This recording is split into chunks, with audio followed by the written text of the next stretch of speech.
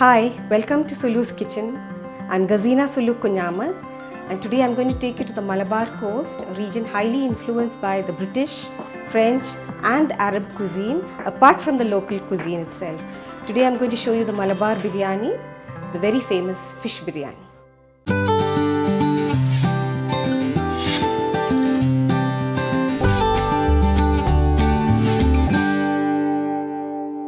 It's very different from other biryanis for two reasons. One, we use very little ground masala, the garam masala, otherwise all the other ingredients are fresh ingredients. Now the most important part is we use the short grained jeeraga samba or jeeraga shala or kaima rice, a very fragrant short grained rice, and not the basmati rice like regular biryani, all other biryanis rather. We have a kilo of onions. I'm not going to be using all of it, but most of it. And we have a kilo of searfish or kingfish, a bunch of coriander, half a bunch of mint, 2 tomatoes, 2 tablespoons of ginger garlic paste, 20 green chilies, and trust me, it's not going to be that spicy. About 20 to 50 grams of nuts and raisins, lemon, yogurt in which we have soaked in kaskas and ground.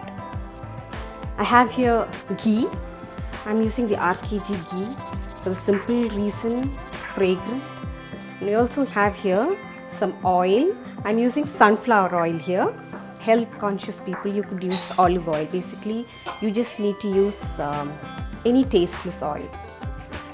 Sunflower oil, about half a cup.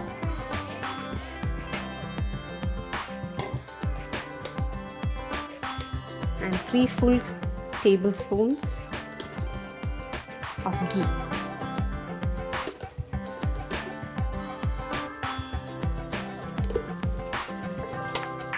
Now this rice you can make on the stove top as well.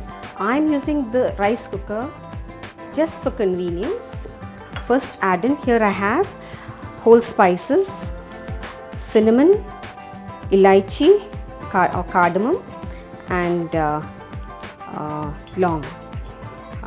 So just a few of each.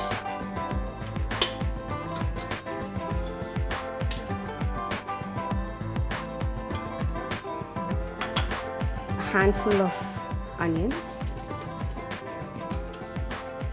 I think we need to give it a second to heat up. I leave the lid on. Now we are having here biryani, so we need to reduce the quantity of water a little bit, just a cup, because when we make the masala, there will be a little bit of water coming in from the masala. We have the yogurt and we have the tomatoes and the onions, which would be giving you a lot of water. So we'll reduce the water content. So if you're going in for making nechor, you can just add double quantity water. So 4 cups of rice, you need 8 cups of water. So now for 4 cups of rice, I'm going to be using 1 cup less, so that's 7 cups of water.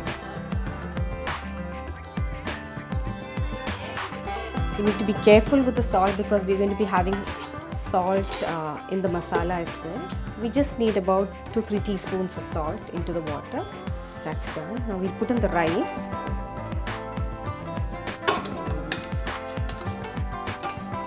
The rice has been washed and soaked for half an hour just before we drain it out.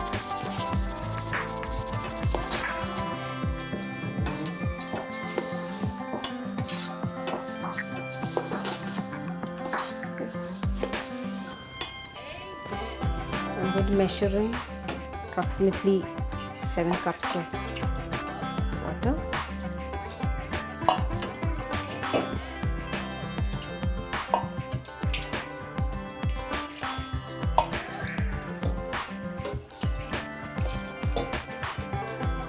Now this is boiled water. I had pre-boiled the water and kept. So it's always better to add boiled water to rice. Cooks better.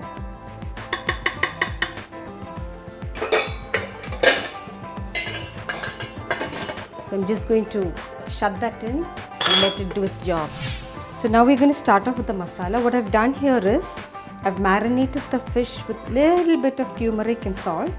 I and gently shallow fried it, not fried it. This is again sunflower oil. About half a cup again. What I'm doing here is I'm going to fry the nuts and the raisins to a golden brown.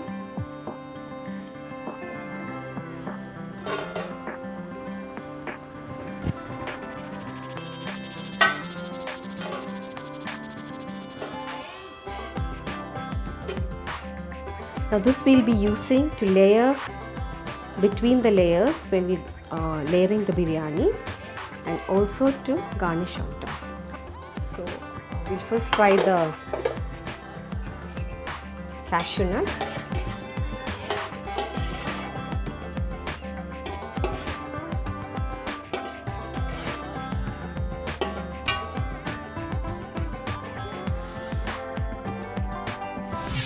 Here I've already fried the onions and kept to a golden brown. So when once the nuts turn a gentle amber golden color, we add in the raisins and take them out immediately, because raisins cook very fast, or rather fry very fast. You need to go in the sequence of nuts, raisins, and then fry the onions. At this stage you can just add in the raisins.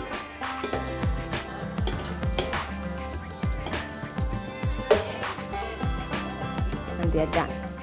And then take them out onto a plate.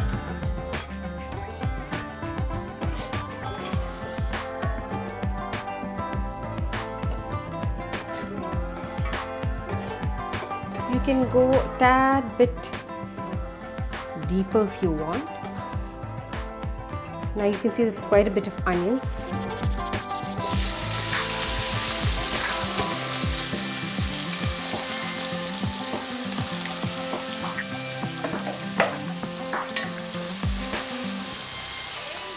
We need to salt them till they are really shallow and transparent. Here we are not doing any pressure cooking or lot of cooking, because the fish is almost done. Onions are almost done. At this stage I'm going to add in a little bit of salt, about a teaspoon of salt. This helps the onions to cook faster. So we're almost done. Just give them a couple of minutes more in there before we add the other ingredients. Now we have here ginger garlic paste, about 2 tablespoons, maybe a little bit more.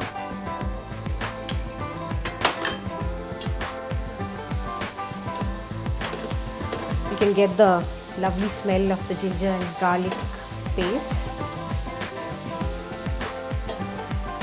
Next I'm going to add in the green chilies.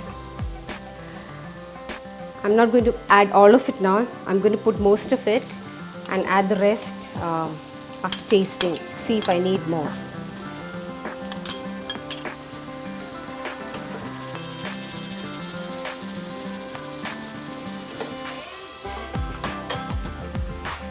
At this stage, I'm going to add in 2 tomatoes, because we're now going to be adding yogurt and lime, so I think 1.5 should be more than enough.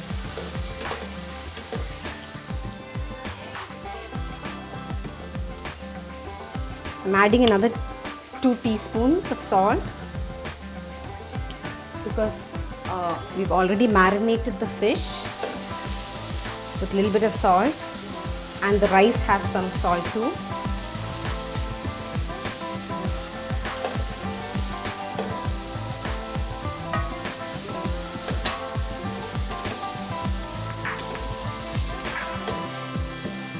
At this stage I'm going to squeeze in half a lime.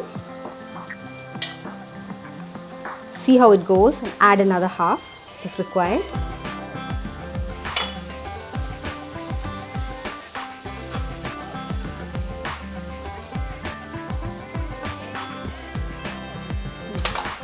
I think that's perfectly fine.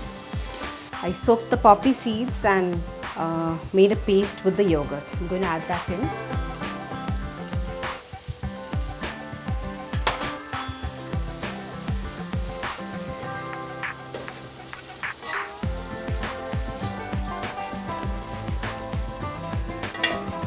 What we have here is chopped coriander. It's a whole bunch. I'm not going to be using all of it now. We'll be using some of it later. So I'm going to just take a whole handful.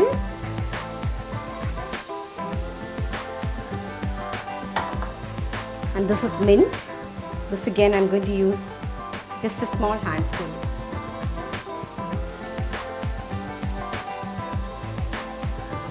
Just leave it there for a few minutes just so that everything comes together. I'm going to check for seasoning again. Layer the lightly fried fish so that all the flavors go into the masala.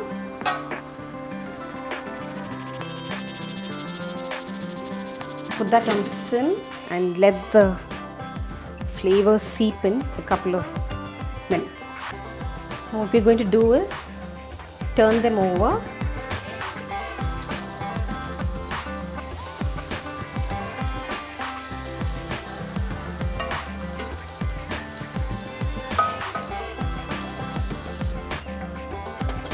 To this I'm going to add a wee little bit of garam masala. Fill the bowl full of fried onions and just a few of the fried nuts.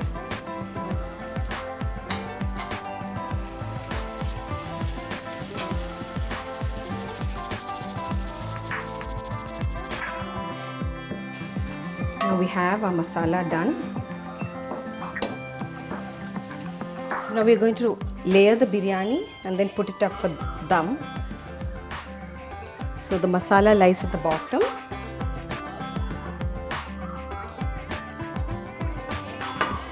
And we go up in layers, the rice.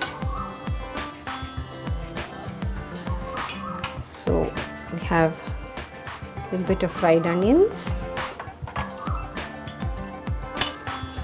little bit of ground garam masala, just a little bit of the leaves and the saffron infused rose water.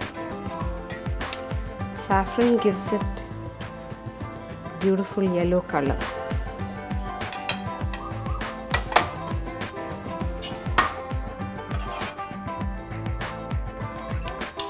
We repeat the layers.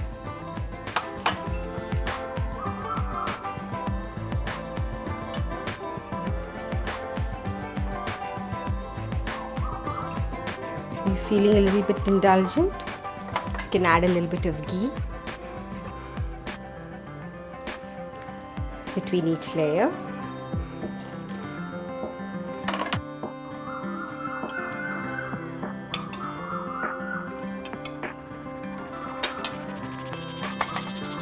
So now we are done with our layering. Malabar biryani is almost ready. So now I am going to close it tight so that it doesn't let out any of the steam and all the flavors of the masala get infused into the rice and we have a complete biryani. And I'm going to put it into the oven for about 10-15 minutes at 180 degrees temperature. So there we have our Malabar fish biryani ready. Trust me, you'll love it. Do try it and write back to us and keep watching.